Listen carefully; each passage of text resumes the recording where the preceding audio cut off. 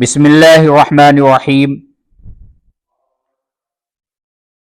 حضرات سامعین کرام، السلام علیکم ورحمۃ اللہ وبرکاتہ۔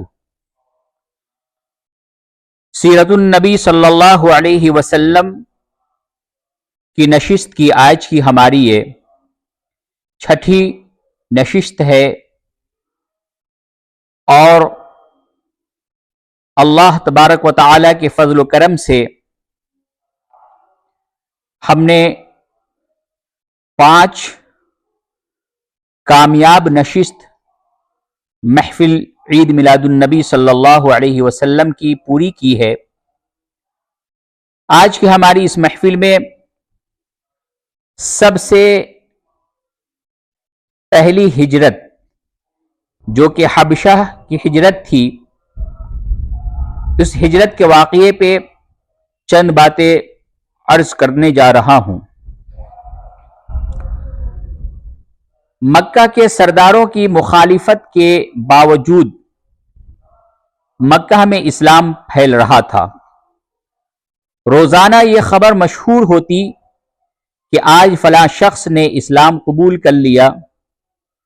یہ دیکھ کر مکہ کے سردار بہت برہم ہو گئے۔ انہوں نے مسلمانوں کو طرح طرح سے ستانا شروع کر دیا۔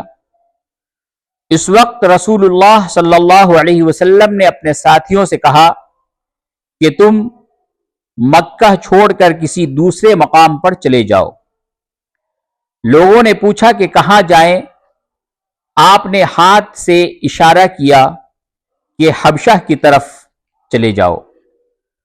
رسول اللہ صلی اللہ علیہ وسلم نے کہا کہ حبشہ میں ایک منصف بادشاہ ہے، اس کی مملکت میں کوئی شخص کسی کے اوپر ظلم نہیں کر سکتا۔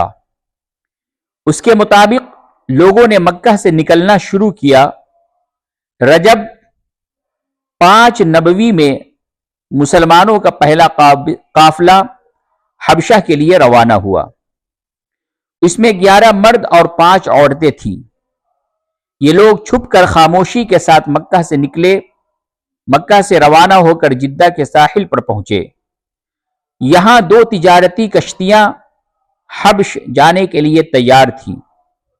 وہ 5 درہم کرایہ ادا کر کے اس پر سوار ہو گئے۔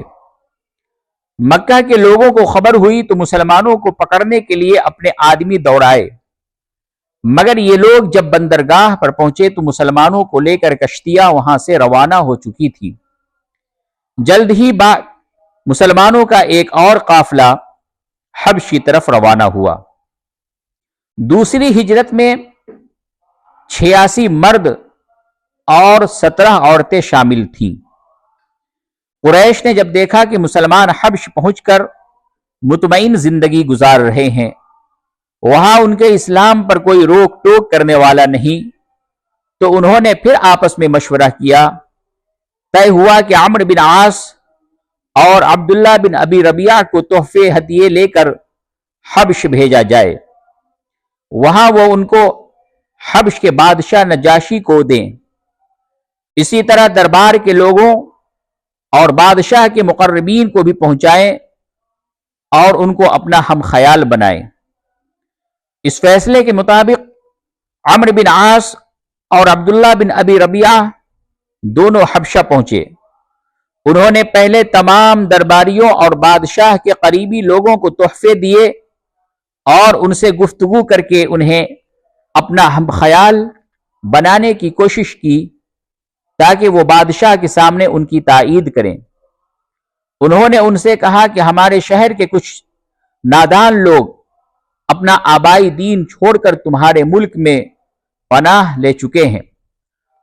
وہ نہ ہمارے دین پر ہیں اور نہ تمہارے دین پر، بلکہ انہوں نے ایک نیا دین اختیار کیا ہے جس سے ہم اور تم دونوں واقف نہیں۔ ہماری قوم کے لوگوں نے ہم کو یہاں اس لیے بھیجا ہے تاکہ ہم انہیں دوبارہ اپنے ملک میں واپس لے جائیں۔ آپ حضرات بادشاہ سے سفارش کریں کہ وہ ان لوگوں کو ہمارے سپرد کر دے۔ وہ لوگ راضی ہو گئے۔ اس کے بعد عمرو بن عاص اور عبداللہ بن ابی ربیعہ شاہ نجاشی کے دربار میں حاضر ہوئے۔ انہوں نے حسب قاعدہ بادشاہ کے سامنے سجدہ کیا، اس کو تحفہ اور ہدیہ پیش کیا۔ اس کے بعد کہا کہ ہمارے کچھ لوگ بددین ہو کر آپ کے ملک میں چلے آئے ہیں، ان کی قوم کے لوگوں نے ہمیں بھیجا ہے کہ ہم ان کو یہاں سے واپس لے جائیں۔ بادشاہ کے درباریوں نے حسب وعدہ ان کی تائید کی اور کہا کہ ان لوگوں کو ان کے سپرد کر دینا چاہیے۔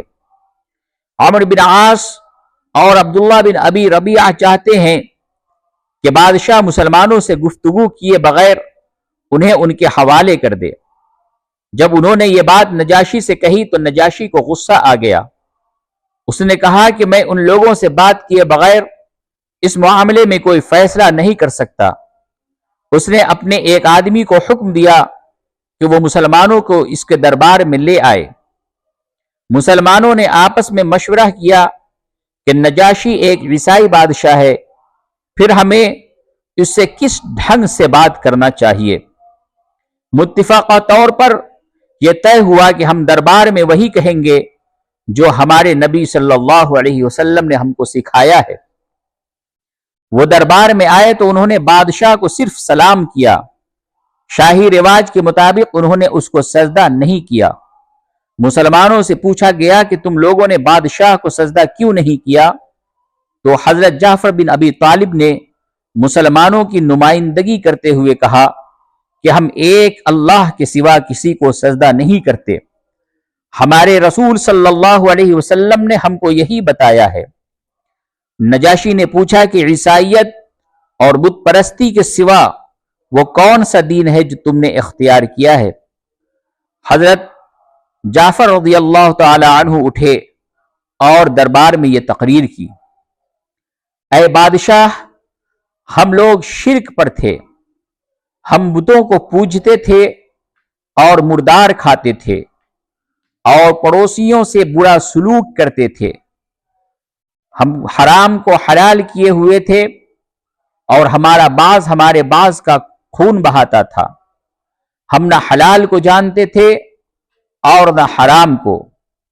پھر اللہ نے ہمارے پاس ہم میں سے ایک شخص کو نبی بنا کر بھیجا، ہم اس کی سچائی اور اس کی امانت داری کو جانتے تھے۔ اس نے بتایا کہ ہم رشتہ داروں کے ساتھ صلہ رحمی کریں اور پڑوسیوں کی حمایت کریں، سچ بات بولیں، امانت ادا کریں، جھوٹ سے پرہیز کریں اور یتیم کا مال نہ کھائیں۔ اور اس نے ہم کو حکم دیا کہ ہم ایک اللہ کی عبادت کریں، کسی اور کو اس کا شریک نہ ٹھہرائیں، اسی کے لیے روزہ رکھیں اور اسی کے لیے زکوٰۃ دیں۔ پھر ہم نے اس کی تصدیق کی اور جو کچھ وہ اللہ کی طرف سے لایا تھا اس کی پیروی اختیار کی۔ اس پر ہماری قوم نے ہم کو ستانا شروع کیا اور ہمارے ساتھ زیادتیاں کی۔ انہوں نے چاہا کہ ہم دوبارہ چھوڑے ہوئے دین کی طرف واپس چلے جائیں۔ جب ہم ان کے ظلم سے تنگ آ گئے تو ہم اپنا وطن چھوڑ کر یہاں آ گئے، اس امید میں کہ آپ کے ملک میں ہمارے ساتھ ظلم نہ کیا جائے گا۔ حضرت جعفر رضی اللہ عنہ کی اس گفتگو سے بادشاہ متاثر ہوا۔ اس نے کہا کہ تمہارے پیغمبر اللہ کی طرف سے جو کلام لائے ہیں اس کا کوئی حصہ پڑھ کر سناؤ۔ حضرت جعفر رضی اللہ عنہ نے سورہ مریم کا ابتدائی 2 رکوع پڑھ کر سنایا۔ یہ رکوع حضرت مسیح علیہ السلام کے بارے میں ہے۔ اس کو سن کر نجاشی کی آنکھ سے آنسو نکل آئے، حتیٰ کہ روتے روتے اس کی داڑھی تر ہو گئی۔ نجاشی نے کہا کہ یہ کلام وہ کلام ہے جو حضرت مسیح لے کر آئے، دونوں ایک ہی سرچشمہ سے نکلے ہیں۔ اس کے بعد نجاشی نے قریش کے وفد سے کہا کہ تم لوگ واپس جاؤ، میں ان لوگوں کو ہرگز تمہارے سپرد نہیں کروں گا۔ مکہ کے وفد نے اب بھی ہار نہیں مانی۔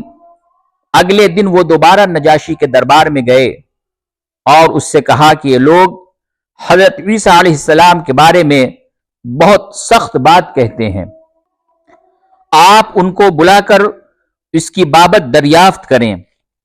نجاشی نے دوبارہ مسلمانوں کو بلایا اور ان سے پوچھا کہ تم لوگ حضرت عیسیٰ علیہ السلام کے بارے میں کیا کہتے ہو؟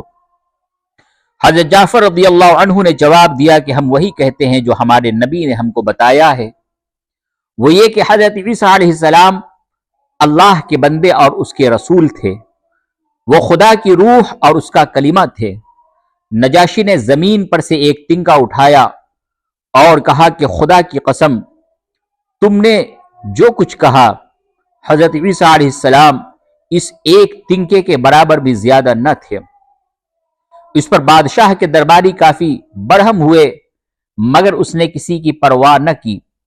اس کے بعد اس نے مسلمانوں سے کہا کہ تم امن کے ساتھ رہو، سونے کا پہاڑ لے کر بھی میں تم کو ستانا پسند نہیں کروں گا۔ اس نے حکم دیا کہ قریش کے تمام تحفے اور ہدیے واپس کر دیے جائیں۔ دربار ختم ہوا تو مسلمان مسرت کے ساتھ باہر نکلے اور قریش کا وفد اس حال میں نکلا کہ ان کے چہروں پر ذلت اور شرمندگی چھائی ہوئی تھی۔ اس کے بعد مسلمان اطمینان کے ساتھ حبش میں مقیم رہے۔ جب رسول اللہ صلی اللہ علیہ وسلم نے مکہ سے مدینہ کی طرف ہجرت کی تو ان کی بیشتر تعداد اس خبر کو سن کر حبشہ سے مدینہ چلی آئی۔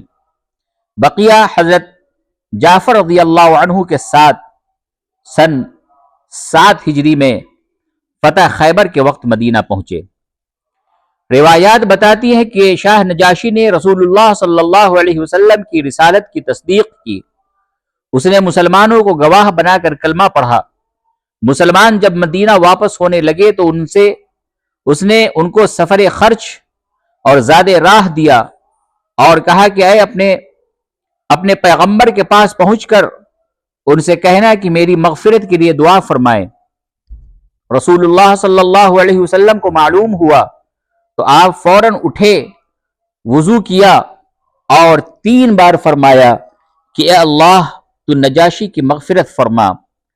مسلمان جب تک حبش میں رہے وہ عزت اور امن کے ساتھ وہاں رہے۔ نجاشی ان کی خبرگیری بھی کرتا رہتا تھا۔ ایک بار نجاشی نے مسلمانوں کو بلا کر پوچھا کہ یہاں کوئی تم کو ستاتا تو نہیں؟ مسلمانوں نے کہا کہ ہاں۔ نجاشی نے حکم دیا کہ جو شخص کسی مسلمان کو ستائے اس سے 4 درہم تاوان لے کر اس مسلمان کو دیا جائے۔ پھر نجاشی نے مسلمانوں سے پوچھا کہ کیا یہ کافی ہے؟ مسلمانوں نے کہا کہ نہیں۔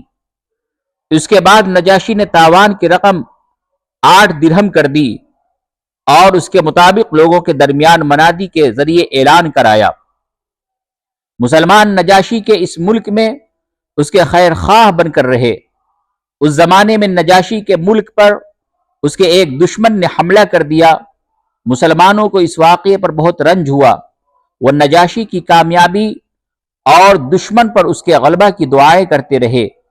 جب انہیں معلوم ہوا کہ نجاشی کو اپنے دشمن پر فتح حاصل ہوئی تو وہ بہت خوش ہوئے اور اللہ کا شکر ادا کیا۔